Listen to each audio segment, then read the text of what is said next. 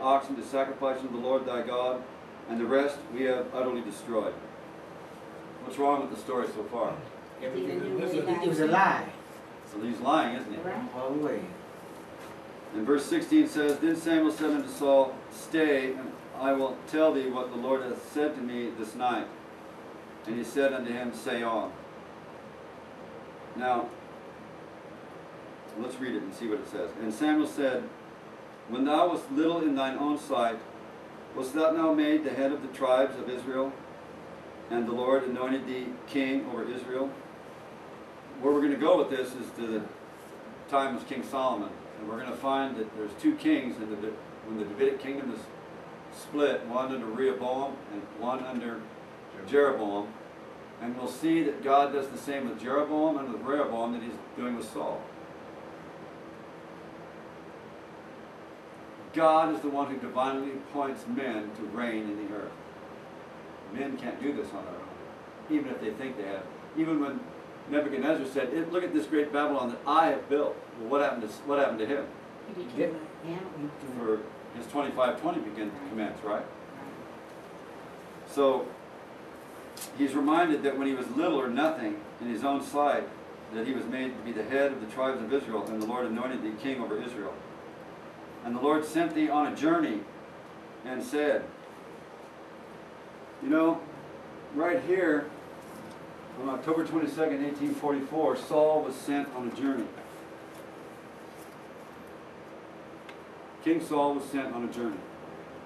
He'd been anointed by heaven to be king over Israel, and then he was anointed by heaven to destroy all that belonged to Amalek. And he was nothing in his own sight as he set out to do the work. But as he set out to go on and do the work, self rose up in King Saul.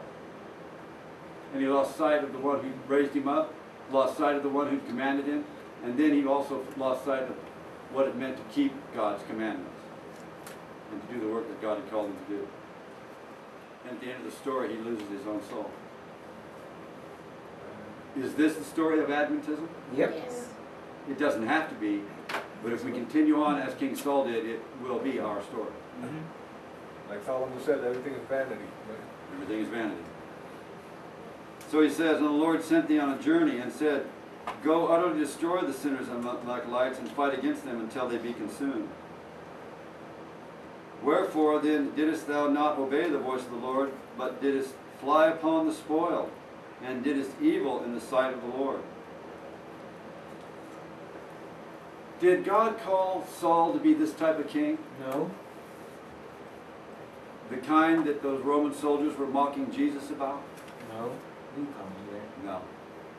He called him to be above all that, to be a spiritual leader in God's house, to keep God's commandments faithfully and to obey his every word. Every word. But it says here that he flew upon the spoil. What does that say about King Saul? Covetous. He was consumed by this. His carnal nature would not allow him to obey God's commandments. Notice what goes on to say.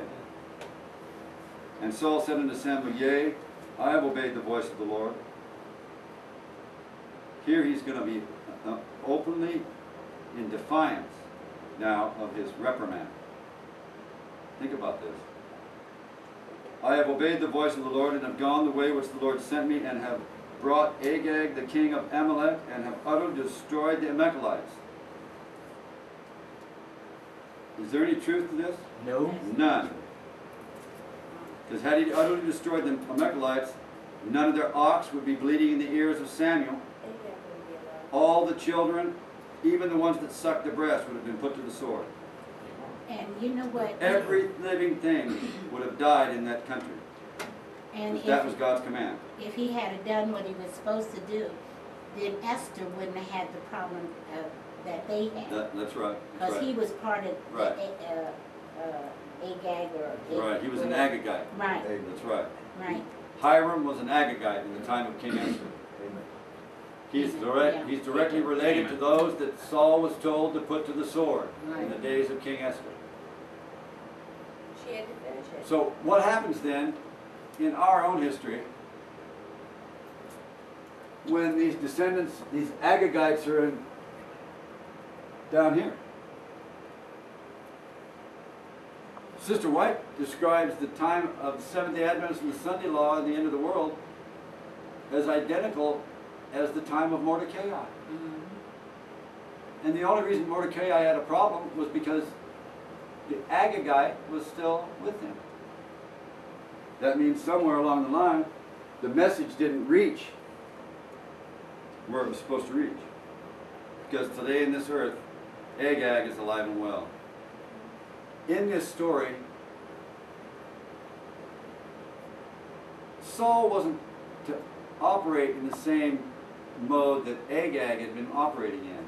But when he flies upon the spoil, he's just like King Agag. Because that's exactly how King Agag worked. So now Saul and him are just alike. But Saul doesn't recognize it. But by the way, when they asked for another king to rule over them as the other nations, they got what they asked for. They got an Agag in King Saul. Mm. Ipso facto, it was the spirit of King Agag that mocked Jesus in Herod's court. Mm. Now do you see why those people, but God said you need to destroy them all? We think these histories are disconnected, but they're not. God's dealing with men, she says, are always the same. Because we're always dealing with the same problem. Yeah, but God knew all this was going to happen because He needed these people at the time when Jesus was going to be crucified. Right, well, we're going to get to that. Hopefully. So we've kind of set the stage here to see what takes place. Now, we're going to fast forward a little bit and we're going to go over here to the part where he's rejected. We're going to get down here to verse 22. We know the all excuses that he makes. And he says, and Samuel said, hath the Lord a great delight in burnt offerings and sacrifices, as in obeying the voice of the Lord? Behold, to obey is better than sacrifice, and to hearken than the fat of rams. When Abraham obeyed God and offered Isaac, it was better to obey God under any circumstance. Abraham could have justified it and could have thought of some way not to offer Isaac, but he didn't. But he laid Isaac on that altar and bound him, and was just, you know, when they sacrificed those animals, they would slit the throat of the animal. And when the angel said, touch not the lad, Abraham was just about to cut his throat. Think about it. This is what it means to obey God. So Samuel says, and Samuel said, hath the Lord as yet great delight in burnt offerings and sacrifices, as in obeying the voice of the Lord? Behold, to obey is better than sacrifice, and to hearken than the fat of rams. For rebellion is as the sin of witchcraft, and stubbornness is as iniquity and idolatry.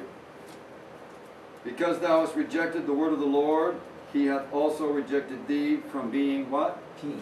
King.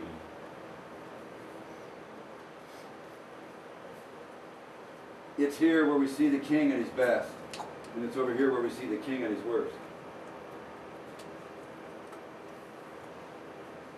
Paul writes in Thessalonians about the man of sin. One of the things that I learned this week about that is that here at Calvary, where we had the pagan power and the church come together to put Jesus on the cross, it's instigated, however, when it gets to here, it's very similar here, but when it gets to here, it becomes more plain, more open in view for those who want to see it. And that is that John says the words that he came to his own.